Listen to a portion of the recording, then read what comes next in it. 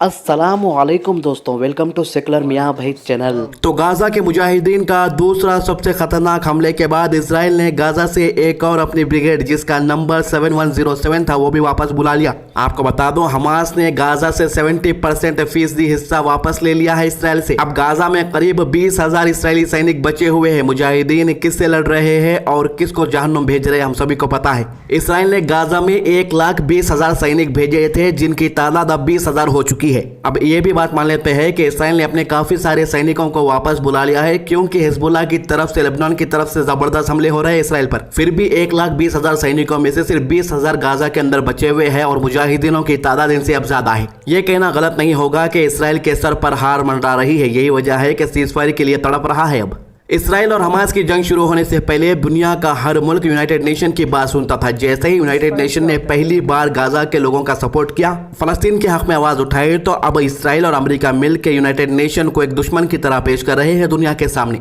अब इसराइल बोल रहा है कि हमास हमले में शामिल था। यूनाइटेड नेशन का स्टाफ, 12 कर्मचारी बर्खास्त। अमेरिका के अलावा 9 देशों ने यूनाइटेड नेशन एजेंसी की फंडिंग रोक दी है। यानी जब तक यूनाइटेड नेशन वाले अमेरिका और इसराइल की कठपुतली थे, तब तक यूनाइटेड नेशन की हर तरफ तारीफ होती थी। जैसे ही पहली बार फलस्तीन के हक में आवाज उठाई तो कठपुतली से अब दुश्मन बन गया यूनाइटेड नेशन। तो इसी मामले में थोड़ा डिटेल्स में बात कर लेते हैं। इसराइल हमास जंग के बीच अमेरिका समेत 6 मुल्कों ने यूनाइटेड नेशन यानी कि यूनाइटेड नेशन की एक एजेंसी की फंडिंग बंद कर दी है। यूनाइटेड नेशन ने UNRW नाम के ऑर्गेनाइजेशन के 12 कर्मचारी पर हमास के साथ मिलकर 7 अक्टूबर को इसराइल के ऊपर हमला करने में शामिल होने के आरोप लगे। इसके बाद एजेंसी ने इन सभी को बर्खास्त कर दिया है। UNRWA के चीफ ने कहा है कि एजेंसी की साख को बचाने के लिए सभी आरोपियों को बर्खास्त करने का फैसला किया गया। इस एजेंसी को 1948 में उन फलस्तीनियों को राहत पहुंचाने के लिए बनाया था जो इसराइल कब्जे से बेघर हो गए थे। फिलहाल ये agency Gaza, West Bank, Syria, Jordan और लेबनान में 60 लाख लोगों की मदद कर रही है। इनका आम सिटीजन तक राहत पहुंचाने का काम है। अब तक जो है America, Britain, Finland, Canada, Australia, Italy, Germany, Finland और स्विट्जरलैंड UNRWA को फंड देना बंद करने का ऐलान कर चुके हैं। यानी कि ये इस्लाम के दुश्मन माने जाने वाले मुल्क अब बेकसूर लोगों के खाने पीने का भी इंतजाम बंद करने की भरपूर कोशिश कर रहे हैं। इन सारे मुल्कों ने, अरब मुल्कों के अंदर हमारे जो गरीब मुसलमान भाई है उन्हें भूखा मरने के लिए छोड़ दिया गया है। वहीं गाजा बॉर्डर तक पहुंचने लगे हैं यहूदी सेटलर्स। जी हां, यहूदी सेटलर्स अब गाजा बॉर्डर के पास पहुंचने लगे हैं। अल जजीरा के मुताबिक सेटलर्स वो यहूदी है जिन्हें इसराइल की सरकार फिलिपीनी इलाकों में बसाती है। टाइम्स ऑफ इसराइल के मुताबिक जो है थर्सडे को कुछ सेटलर्स ने 2 इसराइली बच्चों को इसराइल का झंडा थमाकर गाजा बॉर्डर के नीचे से गाजा पट्टी की तरफ भेज दिया। वीडियो में एक शख्स बच्चों को कह रहा है, झंडा अच्छे से लगाओ। एक बात तो साफ हो चुकी है कि इसराइल को अब ये बात बखूबी पता लग चुकी है कि ना हमास को मैदान में हराया जा सकता है और ना ही दिमाग से हराया जा सकता है। इसीलिए इसराइल अब दावा कर रहा है कि हमास के खिलाफ हुए गाजा के लोग, यानी उनके ही लोगों को उनके खिलाफ करने की एक बड़ी साजिश। जिस तरीके से अंग्रेजों ने आके इंडिया में गेम खेला था, वही गेम इसराइल अब गाजा के अंदर खेलने की कोशिश कर रहा है। इसराइल डिफेंस फोर्सेस के प्रवक्ता ने कहा है कि गाजा के लोग हमास के खिलाफ हो गए हैं।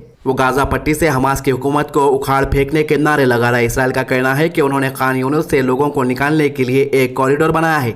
इसराइल का कहना है कि गाजा के लोगों का कहना है कि हमास उन्हें निकलने से रोक रहा है। वहीं अमेरिकन मीडिया हाउस CNN के दावा किया है कि सफेद झंडे लेकर गाजा छोड़ते लोगों पर गोलीबारी की जा रही है। एक वीडियो में कुछ लोग सेफ कॉरिडोर के जरिए गाजा छोड़ते दिखाई दे रहे हैं। इनमें से एक बुजुर्ग महिला एक बच्चे का हाथ पकड़कर जाती दिखाई दे रही है। बच्चे के हाथ में एक सफेद झंडा है। अचानक से कहीं से गोली चलती है और बुजुर्ग महिला नीचे गिर जाती है। और ये गोली कौन चला सकता है आप और हम अच्छी तरीके से जानते हैं। हमास ऐसा कभी नहीं करेगा। हालांकि ये गोली इसराइल की तरफ से ही चली होगी। International court of justice ICJ के जिन जजों ने संडे के दिन गाजा में कत्लेआम के मुद्दे पर सुनवाई की, उनमें इंडिया के एक जज जिसका नाम दलवीर भंडारी है वो भी शामिल थे। ICJ के आदेश पर जस्टिस भंडारी ने उनका सपोर्ट किया है। उन्होंने कहा है कि गाजा में कत्लेआम हो रहा है, इसके कड़े शब्दों में निंदा की जानी चाहिए। उन्होंने ये भी कहा है कि 7 अक्टूबर 2023 को बंधक बनाए गए इसराइली सिटीजन्स को भी बिना शर्त तुरंत छोड़ देना चाहिए। वहीं ICJ की सुनवाई के बीच यूनाइटेड नेशन के अधिकारी ने कहा है कि गाजा में 20 लाख लोग भूखों की कगार पर है। खाने पीने की चीजें जो आम होती है वो भी नहीं मिल रही उन्हें। अब ये जो जंग है धीरे धीरे पूरे अरब वर्ल्ड के अंदर फैल रही है। जी हाँ, इराक से बचे हुए अमेरिका सैनिक निकालने का दावा किया जा रहा है। इराक के अंदर पहले राउंड की बैठक हुई है। इराकी प्राइम मिनिस्टर ने कहा था कि आपसी लड़ाई के लिए हमारी जमीन इस्तेमाल ना करें। तो थोड़ा डिटेल्स में बात कर लेते हैं इस मामले पर। इराक में मौजूद अमेरिका सेना को निकालने के लिए संडे के दिन बगदाद में पहले राउंड की बैठक हुई। इसमें इराक के प्रधानमंत्री मोहम्मद शिया अल सुदानी सहित कई सीनियर सीनियर अधिकारी और इराक की सेना के अफसर मौजूद रहे। प्राइम मिनिस्टर ऑफिस ने अपने स्टेटमेंट में कहा कि इराक और अमेरिका के बीच सैन्य गठबंधन को खत्म करने के लिए पहली बैठक हुई है। मिलिट्री एक्सपर्ट मिलकर जो है दाइश के खिलाफ बने अलायंस आर्मी मिशन को खत्म करने पर बातचीत हुई है। फिलहाल इराक में करीब 2500 अमेरिकी सैनिक मौजूद है इस वक्त। अब आप लोग सोच रहे होंगे कि इराक से अचानक से अमेरिकी सैनिक वापस क्यों जा रही है। जी हाँ दोस्तों, आपको बता दूं कि इराक के जो मिलिट्री ऑर्गेनाइजेशन से मिलिट्री ग्रुप से उन्होंने भी फलस्तीन का सपोर्ट करना शुरू कर दिया।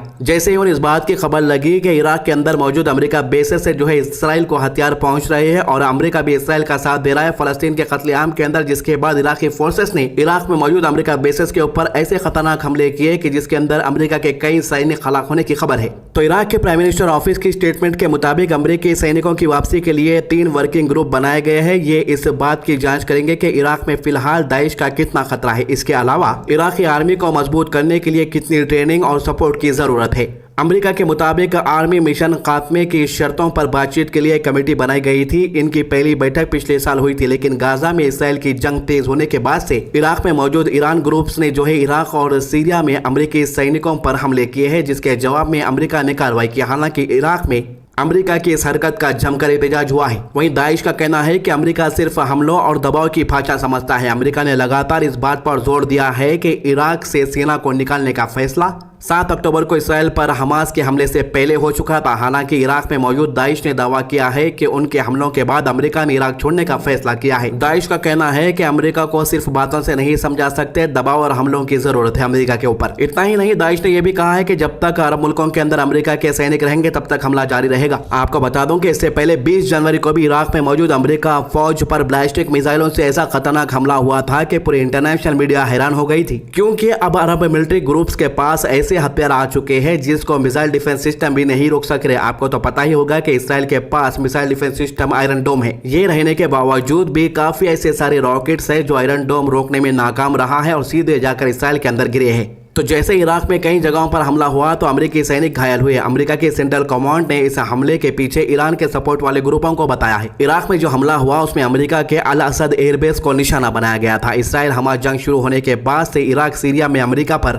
140 से ज्यादा बार हमले हुए हैं। इराक में अब और अमेरिका सैनिक घुसने पर पाबंदी है। इराक के प्रधानमंत्री अल सुडानी ने अपने देश में और अमेरिकी सैनिक के घुसने पर पाबंदी लगा दी है। सुडानी ने कहा है कि अमेरिकी सैनिक को इराक से निकलने के लिए एक वक्त तय किया गया है। दरअसल इराक के प्राइम मिनिस्टर नहीं चाहते हैं कि ईरान और अमेरिका की दुश्मनी से उनके मुल्क में कोई जंग छिड़ जाए। इराक के पीएम ने न्यूज एजेंसी रॉयटर्स को दिए इंटरव्यू में कहा था कि हमें बिल्कुल मंजूर नहीं है कि कुछ मुल्क आपसी लड़ाई के बीच हमारी जमीन का गलत इस्तेमाल करें। अल जजीरा के मुताबिक इराक में दाइश की पकड़ कमजोर होने के बाद से अमेरिकी सैनिक की वापसी की मांग उठ रही है। ये मांग तब और तेज हो गई जब जनवरी 2020 में अमेरिका ने बगदाद एयरपोर्ट के पास एक एयर स्ट्राइक करके ईरान के टॉप कमांडर कासिम सुलेमानी को कत्ल कर दिया। इस हमले में इराकी मिलिशिया नेता अबू महदी अल मुहादिस की भी मौत हो गई थी। इस हमले के बाद इराक ने अमेरिका के ऊपर कई वायलेशन के आरोप लगाए हैं। बता दें कि अमेरिका और इराक के बीच सैन्य गठबंधन की शुरुआत 2014 में हुई थी, लेकिन अब यह खत्म हो चुकी है। तो दोस्तों, काफी सारे हमारे भाई जो है अरब मुल्कों की न्यूज के लिए इंतजार करते हैं और डेली एक वीडियो अरब मुल्कों का चाहते हैं। आपको बता दूं कि जितने भी अरब मुल्क के न्यूज है हमारा घोड़ी मीडिया बताता है, लेकिन उसमें अमेरिका और इसराइल की तारीफ के अलावा और कुछ नहीं होता। हम अरब मुल्कों की न्यूज जो खास तौर से अरबिक में होती है और अल जजीरा की जो न्यूज होती है इंग्लिश में होती है, उसको कन्वर्ट कर आप तक पहुंचाते हैं, इसीलिए लेट हो जाता है। तो आज की अच्छी बात, एक शख्स ने अर्ज किया, अल्लाह के रसूल, क्या मैं ऊंट को पहले बांध दूं फिर अल्लाह पर तवक्कल करूं या छोड़ दूं फिर तवक्कल करूं? तो आप सल्लल्लाहु अलैहि वसल्लम ने फरमाया उसे बांध दो फिर तवक्कल करो, यानी असबाब इख्तियार करके तवक्कल करो। तिरमिजी 2517। तो ये थे अभी तक की अपडेट। आप सभी से रिक्वेस्ट है कि गाजा के मुजाहिदीन और गाजा के अवाम के लिए खास तौर से दुआ कीजिए। वीडियो को ज्यादा से ज्यादा शेयर कीजिए। अल्लाह हाफिज। सो गाइस, ये था हमारा रिएक्शन और ये अपडेट था रियल मियाँ भाई चैनल की तरफ से। उनका ओरिजिनल वीडियो का लिंक डिस्क्रिप्शन में है। जिस तरह से फ़लस्तीन के ऊपर जुल्म ढाया गया इज़राइल की तरफ से, अभी इज़राइल उस चीज़ को भुगतेगा इंशाअल्लाह। बहुत जल्द इज़राइल के हुक्मरानों को इस चीज़ का जवाब तो देना होगा और अल्लाह ताला उनका हशर पूरा करेगा इंशाअल्लाह। पूरा विश्वास है।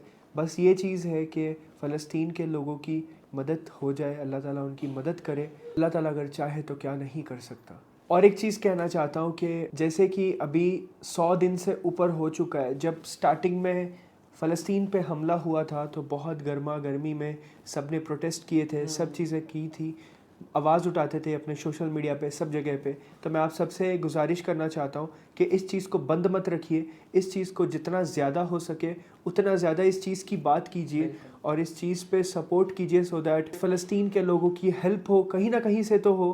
क्योंकि जब दबाव बनेगा तभी हेल्प होगी ना। जब हम बात ही नहीं करेंगे उनके बारे में तो किसी को क्या ही पता चलेगा उनके बारे में। तो बात करेंगे तो ही पता चलेगा, तभी उनकी हेल्प होगी, राइट। तो प्लीज़ इस चीज़ के बारे में एटलीस्ट बात करो। हम कुछ नहीं कर सकते, हम बात ही कर सकते, तो एटलीस्ट बात तो ज़रूर करो, ठीक है जी। जज़ाकल्लाह खैर। फ़ी अमान अल्लाह।